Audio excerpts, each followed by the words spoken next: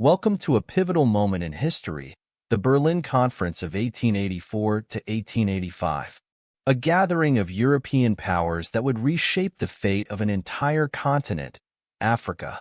Picture this: representatives from 14 European nations, along with the United States, convened in Berlin under the guise of discussing the so-called scramble for Africa.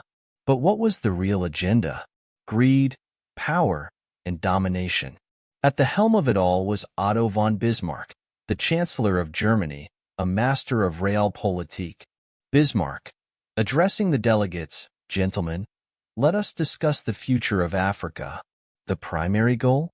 To carve up Africa like a pie, with little regard for its diverse cultures, peoples, or histories. Lines were drawn, territories were claimed, all without the input or consent of the African people themselves.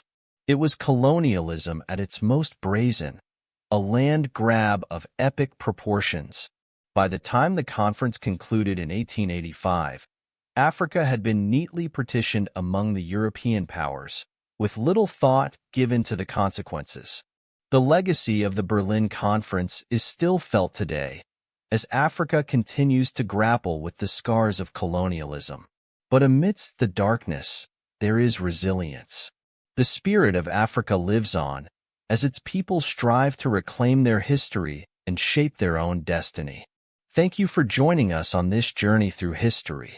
Don't forget to like, share, and subscribe for more educational content.